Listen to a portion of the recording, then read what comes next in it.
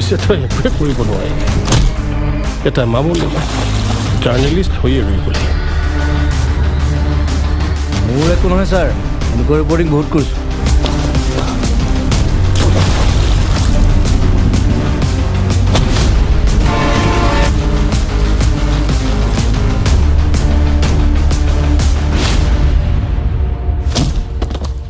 কি কৰিবি বন্ধু